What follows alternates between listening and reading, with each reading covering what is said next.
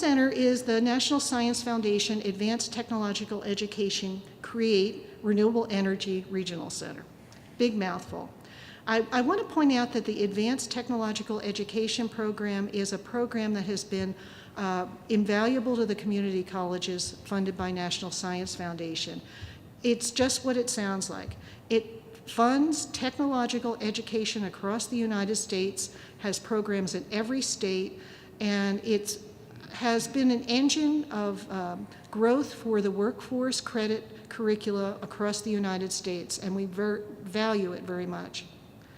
CREATE is actually an acronym. This is one of the original pictures of CREATE, and our cameraman was there at the end of it in the picture when he was at Ellen Hancock College, John Reese. And so we had an original group that got together from 7 community colleges with some university partners and talked about how we could work together starting in 1996. The acronym stands for the California Regional Consortium for Engineering Advances in Technological Education.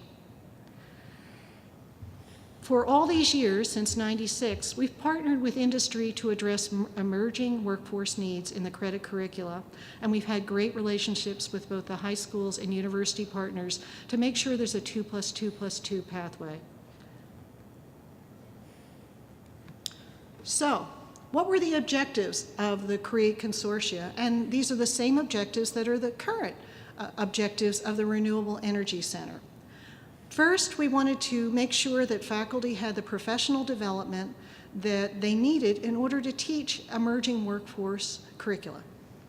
Second objective was to increase 2+2 pathways, and as I said, it's really 2+2+2, which is the last 2 years of high school, the first 2 years being community college, and the last 2 years the upper division at the university level. So we wanted not only pathways, but articulation so students wouldn't lose credit. Objective 3 is industry-relevant program development and implementation. Objective 4, make sure that what we are delivering is what we think, the product is what we think it is. So a good assessment, especially when you're funded by some agency such as National Science Foundation, that you need to be able to prove that what you think you're delivering, you are delivering. And then objective 5, make sure that what you're doing is sustainable and institutionalized. And I think that, as I said, we have a commitment to credit curricula. That's the best way to make sure it's sustainable. When you're doing non-credit programs, it's very hard for them to be sustainable after the end of a grant funding. So what are the benefits? The benefits are faculty ownership and partnerships between colleges. We have worked on joint curriculum development and currently still do. Joint curriculum approval, we don't mandate it. If a college says, I'd like to go in a different direction, we say, how can we work together so you're not recreating the wheel? But we don't mandate that everyone has to do the same, but if we have a core curricula, it helps with articulation across colleges. Joint curriculum implementation. The examples of this is that maybe one college cannot sustain a full class in one of the crucial more advanced courses, and we'll alternate at different campuses. If we can offer it online, then students can take it from any campus. We try to figure out every way that we can help everyone deliver what they need in their community. And part of that is equipment sharing. We have monthly meetings. We've had monthly meetings since 1996, and I think any of you who are faculty will know that you wouldn't be coming to a monthly meeting at some central location. We alternate around to the different campuses if there wasn't some value that you saw. And part of that monthly meeting is there's often bags of equipment, whether it's oscilloscopes donated by an industry partner or a couple extra modules because someone has a larger electronics class and they need NIDA modules. We're always sharing, marking who the college that is owning the equipment, having their barcodes, marking it down, and we've made a system to share equipment and share expertise and do joint professional development because this second to last bullet is so important because we have a common vision. We're there as educators trying to help our students be best prepared and help industry stay in our particular locale so that we have good economic development in our communities. We've had some industry partners say, we would not have stayed in California if it wasn't for CREATE, and I think that's a great compliment to our faculty and the curriculum. So what were the curriculum achievements for the first grant? We had looked at many different emerging areas. Some of them were related to renewable energy, and produced 50 new engineering and different types of AS and certificate programs in engineering technology areas, and 150 new courses where we integrate academic and vocational subject matter.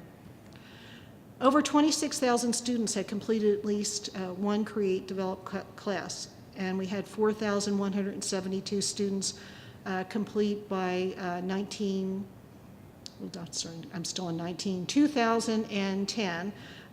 We're up over 5,000 students completing an associate degree. And we serve a diverse student body. Now, we took this and related it to renewable energy. So partnerships between educational institutions and industry, what does that develop? Well, the first thing that we looked at was curriculum support and developing skill standards. We heard from our industry partners, and it's very nice to have good industry partners who tell you what's coming along. Plus, we have very savvy faculty who are always looking and saying, I see new companies coming in town. I've told them at the college I want to be out talking about what their technical workforce needs are. So a strong community relationship is very important. So those first two are curriculum support and skill standards and certifications. We asked the industry, what will students need in order to get a job with you? And then we bring in focus groups of that industry, or we bring in experts in that certification. And our first was wind turbine technology. Wind turbine technology, it turns out, is very much based on mechanical engineering technology and a little bit on electrical. So we had all of those at a number of our colleges. It wasn't as if we had to change a fundamental nature of the curriculum, but what we had to learn is how to tailor it with examples both in the actual technical curricula, plus in our math and English and all the supporting curricula, in a way so that students would understand and be better prepared in the workforce. Certainly, some of the other areas, the leverage with vendors. When industry says, we need this workforce, we want the students to be trained on what equipment that they're going to be using out in the field, that rings very strong for vendors. Facilities, we often have our students go out in the field, whether it's a utility scale solar field or geothermal or solar thermal or the wind farms for our area, it's Tehachapi and Palm Desert. And we go out, and the industry is very cooperative because they know these are their future students. And often there's equipment that we just can't have, like climbing towers for the wind turbine technicians. Internships, speakers in the classroom, summer jobs, job placement, all of these slides will be available on the CREATE website. That will be the last slide. And so don't feel that you have to take notes. Again, we've been doing DACM, defining a curriculum, rigorous process in order to make sure that our curricula meets high skill standards. And so developing and sustaining partnerships, as I said, it must be a mutual partnership. Industry wants to make sure their voice is being heard, and a great way of doing that is some of the examples I have here. So we originally had that group that I had on one of the first slides. We have a new group. As we went into renewable energy, we found that we were going further out into the desert. In the state of California, the Colorado and Mojave Desert is a wonderful place to put utility scale, large scale solar, geothermal, and wind facilities. And so we have a new set of partners that come and meet monthly, and we're very lucky to have them. And as I said, we've been working on, with the Tehachapi and Palm Desert wind farms, we have a new DACM analysis that we're comparing with our colleagues across the United States so we can show a US-wide DACM, and I'm on the education committee for the American Wind Energy Association, and we also match to their skill set that was developed last year in that committee, so we make sure that we have open access to anything we develop.